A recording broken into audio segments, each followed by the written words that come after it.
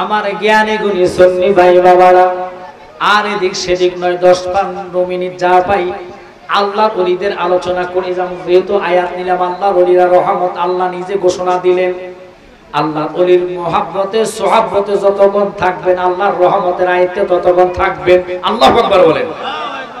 আল্লাহর ওলি বাইজে জিনার নজরে আল্লাহর ওলি হওয়া যায়, জিনাদের পাওয়ারে সোয়াসে থাকলে রহমত পাওয়া যায়।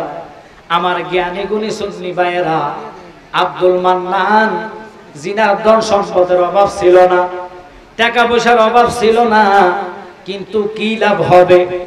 প্রত্যেক দিন মদ পান করতেন, হাতের মধ্যে ব্যাসলাক ছিল স্বর্ণের, অথচ স্বর্ণ পরা পুরুষ লোকের জন্য শরীয়তের দৃষ্টিতে হারাম। এবার আসেন, গলার মধ্যে ছিল হার, ওটাও ছিল স্বর্ণের, কোটি কোটি টাকা কামাইতেন, সন্ধ্যা হলে মদের আড্ডায় বসে যাইতেন, কালু দোকানে এসে চা খাইতেন, কালু যতক্ষণ দেখতেন তাকে বুঝাইতেন, কিন্তু লাভ হবে কি? এমন একটা নারী ছিলেন যার এমন রাত্রে নাই নারীর সাথে সে শোয় নাই। ওই নারী এত খারাপ ছিলেন যাকে জিনাখোর বলা হয়, অর্থাৎ নর্তকী বলা হয়। এমন রাত্র নাই যে নারীটা জিনা করে নাই। এত খারাপ নারী রে আল্লাহর ওলিরা যদি রহমতের ছায়া দিয়া আল্লাহর রাস্তা পর্যন্ত আনতে পারে, এই আল্লাহর ওলিদের বিপক্ষে যারা কথা বলে এটা মানার মতো না। কারণ আল্লাহ যেহেতু বলেছে মান আদানি ওলিয়ান ফাকাদ আযানতু বিল হক, তোমরা আমার ওলির সাথে বিয়াদুফি করবা, আমি আল্লাহ নিজে যুদ্ধের ঘোষণা দিব। আল্লাহ গো, তোমার কোরআন সত্য, তুমি রব সত্য, এই আশায় আমরা সুন্নিরা আছি। কথা বলেন ঠিক কিনা? নতুবা আমরা আর আশা নাই, তোমার দয়া চাই। কালু প্রতি রাত্রে জিনা করতেন, যেই নারীটা এত রূপবতী ছিলেন, এত সুন্দর ছিলেন, ওই নারীর খবর পেয়ে বাইজি মেয়ের তল্লাশি করার জন্য গেলেন। সকল ফিসাবেরা নয়, ভক্ত মুরিদানরা যখন দেখলো এই নর্তকীকে বাজার থেকে আল্লাহর ওলি খরিদ্দার করে কিনে মেয়েটাকে বাড়িতে নিয়ে গেলেন, সকলের মনে মন্তব্য, এত বড় আল্লাহর ওলি বাইজি দয়া কেন নর্তকী মেয়েটাকে কিনলো, টাকার বিনিময় নিয়ে গেল? বুঝলাম না, এটাই তো আল্লাহর ওলিদের খেলা। এবার শুনে নেন, মনোযোগ নিয়ে বসে থাকেন। আব্বারে, ওই নর্তকীকে কিনে নিয়ে আল্লাহর ওলি বাড়ির মধ্যে ওনার নিজস্ব কামরার মধ্যে নিলেন। নেওয়ার পরে ওই মহিলাটাকে বললেন, তুমি তো টাকার বিনিময় কি করতে পারো? কয়, আপনি যা বলবেন আমি তা করব। টাকার বিনিময় আজকে তোমার এই রাতটুকু আমি তোমাকে কিনে আনলাম, আমি যাহা বলবো তুমি যদি তাহা শোনো তাহলে আমি বলতে পারি। কয়, হুজুর আপনার কথা আমি শুনলাম, লোকের মুখে শুনলাম, তবে আমার কাছে আশ্চর্য লাগে আপনি কেন আমাকে আনলেন? কয়, আমি তোমাকে বিস্তারিত বলবো, তবে আগে তুমি পবিত্র হও, আমার গোসলের রুমে যাও। যেই রুমে পবিত্র হওয়ার জন্য, গোসল করার জন্য হুজুর নিজের গামছা দিলেন, তাওয়াল অর্থাৎ তাওয়াল দিলেন, সাবান দিলেন, নিজে এগুলা নিয়ে বাথরুমে ঢুকায়া মহিলাটাকে কইলেন, তুমি পবিত্র হইয়া যাও, গোসল করে আসো। আসার পরে নিজে হুজুরে নামাজের মসলাটা বিছাইয়া ওই কামরার ভিতরে মহিলাকে বলল, তুমি যেহেতু বললা আমি যা বলবো তুমি তা শুনবা, তাহলে আমার একটাই আদেশ, আমি তোমাকে আজকে রাত্রে আনলাম, এই নামাজের মসলায় বসে বসে তুমি আল্লাহর নামাজ, আল্লাহ পাকে সিজদা দাও, সারা রাত তুমি নফল নামাজ আদায় করো। একসাথে বলেন আল্লাহু আকবার।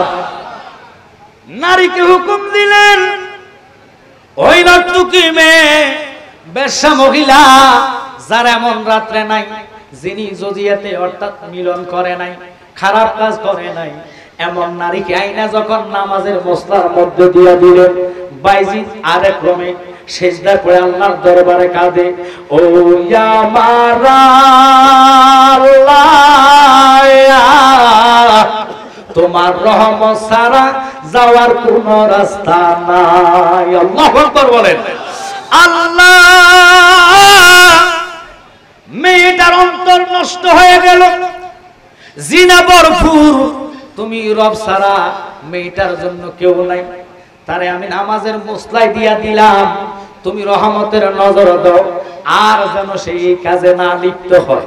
একসাথে বলেন আল্লাহু আকবার। আল্লাহর ওলিরা পারে না এমন কোজে না কাজ নাই। আল্লাহ যাদেরকে পাওয়ার দিলেন, ক্ষমতা দিলেন, বাজান এদিক দিয়ে কালু টাকার বিনিময়ে মেয়েটাকে আগে কন্টাক্ট করে কিনে নিলেন।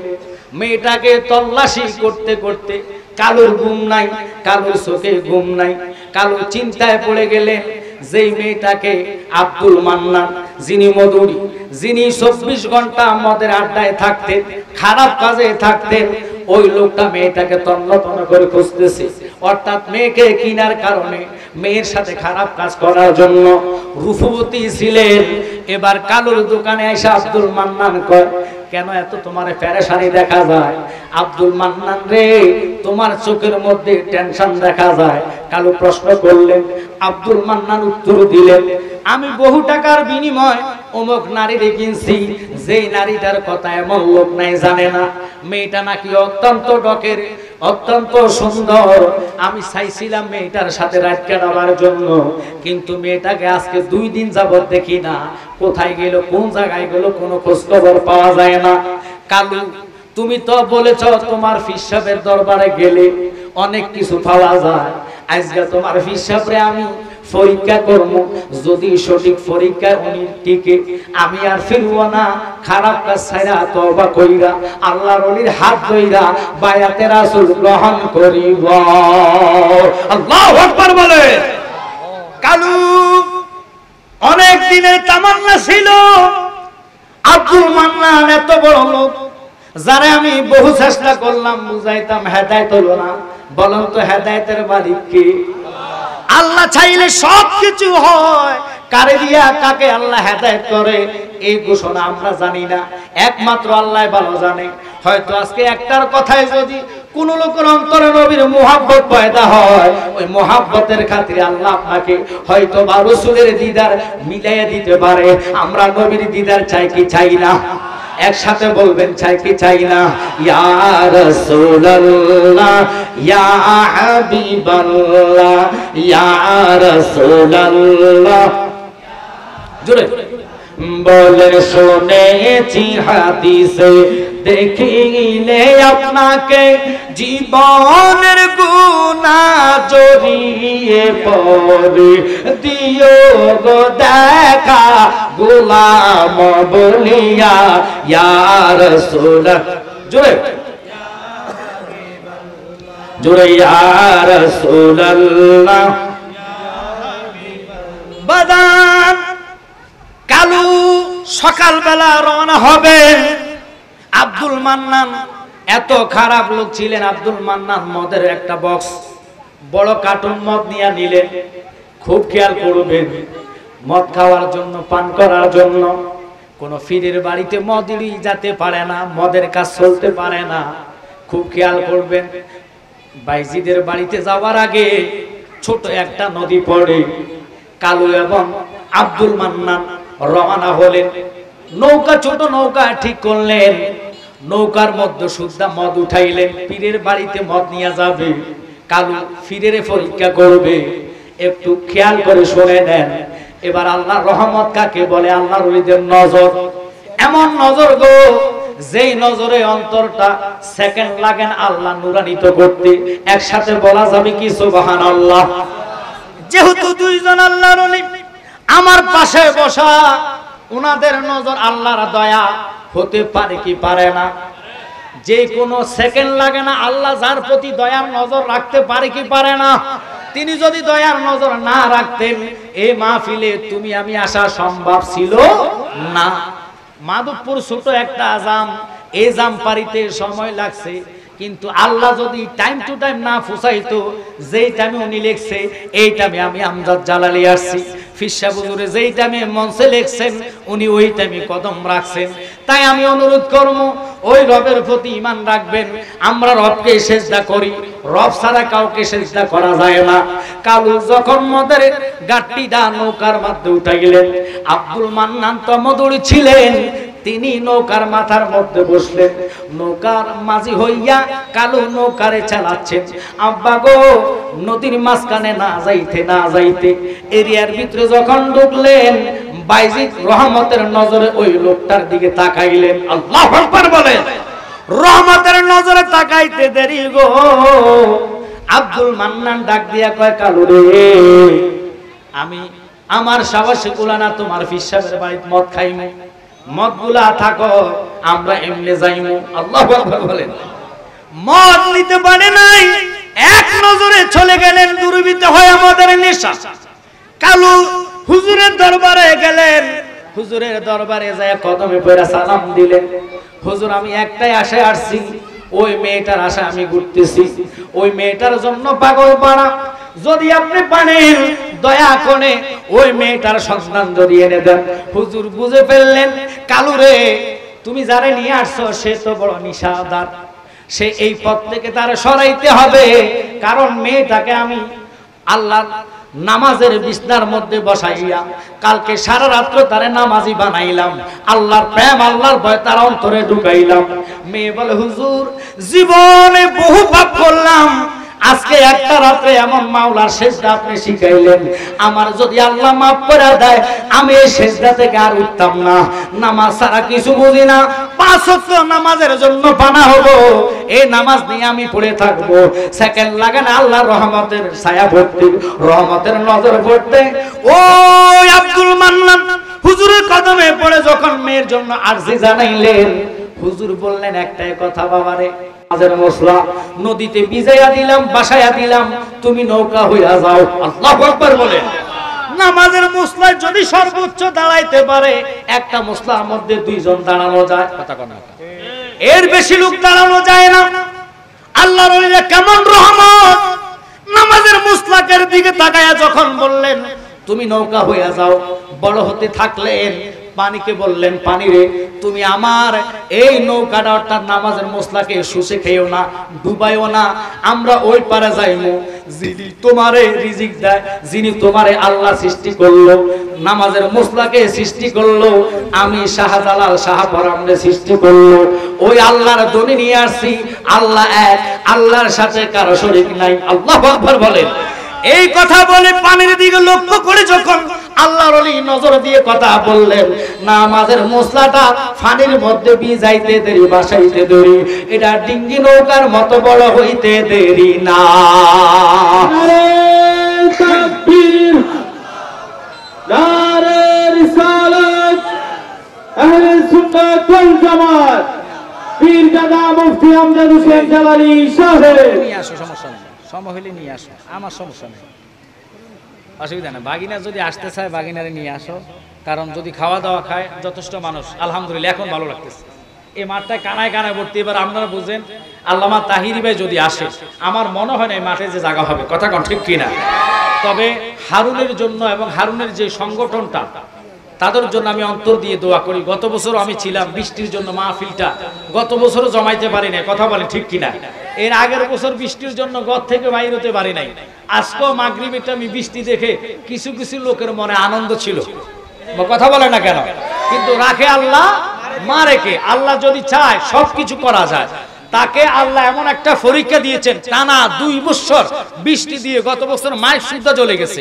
আপনাদের মনে আছে কিনা জানি না, পুরা মাইক সুদ্ধা, মেশিন সুদ্ধা ফানির কারণে একেবারে নেগেটিভ পজিটিভ হয়ে জ্বলে সারখার হয়ে গেছে। তবু ছেলেটা হাল ছাড়ে নাই, আমাকে বলে হুজুর আমার শরীর রক্ত শেষ বিন্দু পরিমাণ হলো, আমি এই সুন্নি প্রোগ্রামটা 1 বছরের জন্য হলো সাকসেস করে থাকবো। আল্লাহু আকবার বলেন। তো আমি হারুনের জন্য অন্তর দিয়ে দোয়া করি। আমি কখনো তাকে যে দাওয়াত নেওয়ার টাইম আমাকে বলে হুজুর এই বছর আপনি থাকবেন আল্লামা তাহিরি ভাই, আর চাইছিলাম আপনার ভাগিনা রায়হান সাহেবকে দাওয়াত দেওয়ার জন্য, রায়হান জালালী আল আশিকি সাহেব, আপনি যদি দয়া করে বলেন আমার মনে হয় উনি আসবে। পরে আমি কিছু আচ্ছা ঠিক আছে তুমি চিন্তা করো না, আমি ভাগিনাকে বলে দিমু, ভাগিনা থাকবে। তবু আমি চাই এই জায়গাতে সুন্নি প্রোগ্রামটা থাকুক এবং হবে। আমরাও চাই এই প্রোগ্রামটা মিলে মিশে, এটা শুধু হারুনের না, এটা প্রত্যেকটা সুন্নি জামাতের প্রোগ্রাম, কথা বলেন ঠিক কিনা? কারণ আমরা হিংসা নিন্দা না, এখন থেকে ওয়াদা করবেন সুন্নি জামাতের যে কোনো একজন আদনা লোক ডাক না কেন, আমরা মাঠে ময়দানে এক থাকতে চাই কি চাই না? হাত তোলা দিয়ে বলেন চাই কি চাই না? আল্লাহ কবুল করুক, আমিন বলেন। কারণ এই দেশে এখন একসাথে না হলে আমাদের দেওয়ালে ফিট থেকে গিয়েছে। কথা বলেন ঠিক কিনা? সুন্নি জামাতেরা এক হবেন, যেখানে শরীয়ত বিরোধী কাজ দেখবেন বাধা দিবেন, যে আমরা মাজার জিয়ারতের পক্ষে, মাজার জিয়ারত করেছি, করব, কারণ জিয়ারত করা সুন্নাত। এই রাসূলের সুন্নাতের জন্য রাসূল বলেছে মান সাল্লাল্লাহু আলাইহি, আল্লাহর হাবিব বলে, একটু মনোযোগ দিবেন, বুখারী শরীফের মধ্যে নবীজি বলে কি কয় যে একটা সুন্নাত যদি কেউ ব্যক্তি জিন্দা করতে পারে, একটা নয় দুটা নয়, 100 শহীদের সওয়াব আল্লাহ আমলনামার মধ্যে দান করে। আল্লাহু আকবার বলেন। তো এই আজকের এই মাহফিলে আমরা একটাই কথা শিখে যাব এবং আমলে রাখার চেষ্টা করব। চেষ্টা নয় শুধু, বর্তমানে আমল করতে হবে। শরীয়তকে আমরা প্রাধান্য দিতে হবে। শরীয়তে এক ওয়াক্ত নামাজও যেন, অনুরোধ থাকবে আজকের মাহফিলে যারা এসেছেন, সুন্নি যদি করে থাকেন, নামাজ তো আমাদের জন্য। কারণ মাওলা আলীকে যারা ভালোবাসেন, আলী যদি পায়ের মধ্যে তীর অবস্থায় নামাজ আদায় করতে পারে, আলীর প্রস্রাবের যোগ্য আমরা না। কথা বলেন ঠিক কিনা? হুসাইন যদি একটা নয় দুটা নয় 33টা 130টা তীরের আঘাত, 33টা ছুরির ঘাই, 21টা বল্লমের আঘাত নিয়ে ইমাম হুসাইন যদি ফুরাতের পারে নফল নামাজের জন্য স্বয়ং আল্লাহকে বলতে পারে, আল্লাহ আমাকে দুটা রাকাত নফলের সুযোগ করে দাও, শুকরিয়াতান, কারণ আমি তোমার দরবারে যাচ্ছি আমার নানার উম্মতের জন্য শরীর রক্তাক্ত করে আল্লাহর হাবিবের সুন্নাত জিন্দা করার জন্য, ইসলামকে জিন্দা করার জন্য। এই অবস্থায় আমি হুসাইন যদি দুটা রাকাত নামাজ তোমার কুদরতি কদমে সেজদা দিতে পারি, আমার আর কোনো দুঃখ নাই। আল্লাহু আকবার বলে। একটা মাত্র সেজদা দিছে কোন করে কিতাবে বলে। 2 রাকাত নামাজে সেজদা হলো 4টা। কয়টা? ঠিক 4টা। একটু কথা বলেন, কয়টা? 4টা। একটা সেজদা দিলেন, একটু মনোযোগ। এখানে কিছু হাকিকতের কথা আছে, বলতে গেলে অনেক লোক হাকিকত বোঝে না। কেন বোঝে না? কারণ বহু লোক তো শরীয়তে মানে না, শরীয়ত মানার পরও শরীয়ত বোঝে না। কথা গন্নাকা। কারণ এরা শরীয়ত যদি মানতো, শরীয়তে ডাইরেক্ট আল্লাহর নিষেধ, কোন ব্যক্তি কোন লোকের গায়ে আঘাত দেওয়া যাবে না, শরীয়তে নিষেধ কোন মানুষের মনে কষ্ট দেওয়া যাবে না। এখন আপনারা বলেন, আপনারা মানেন, আপনারাই জানেন, আপনারা আমাদেরকে যেইভাবে ঘোষণা দেন মানুষের কাছে বন্ড বলিয়া, মাজার পূজা বলিয়া, কোন মুসলমান আজ পর্যন্ত আপনাদের জবানে বলবেন মাজারে কখনো পূজা করছিনি? জোরে বলেন না কেন? এখন বোঝা যায় তারাই তো ওই দলের লোক। কারণ যারা মন্দিরে দাঁড়ায় পাহারা দিতে পারে, মাজার ভাঙে, মসজিদের কোরআনে আগুন জ্বালা, এরা কি মুসলমান? এখন তো বলবেন হুজুর এগুলা কেন বলেন? কারণ সত্য যদি উন্মোচন করে না দেই, সুন্নিয়তরা কখনো উগ্রবাদী জানে না, মারামারি করতে বোঝে না, আগুন ধরাইতে জানে না। কারণ সুন্নিদের ইমানের কারণে কলিজায় মানুষের জন্য মায়া লাগে। ঠিক কিনা? ওদের মায়াও নাই, দয়াও নাই। যদি মায়া দয়া থাকতো, এজিদের দলের সামনে হোসাইন দাঁড়ায়া কইছে এমন কোন একজনও নাইনি 22,000 লোকের মধ্যে যারা আমার নানাকে ভালোবাসো। একটা লোক নানার কথা শুনে মাথা নত করে নাই। হোসাইনের শিশু ছেলেকে আসগরকে ওনার বুকে রাইখা তীর মাইরা শহীদ করছে। হোসাইন খুশি হইয়া আল্লাহর দরবারে মুস্কি হেসে দিয়া কয়, আল্লাহ তুমি আমার সন্তানের বিনিময়ে যদি নানার উম্মতরে জান্নাত দাও, আমি হোসাইনের কোনো দুঃখ নাই।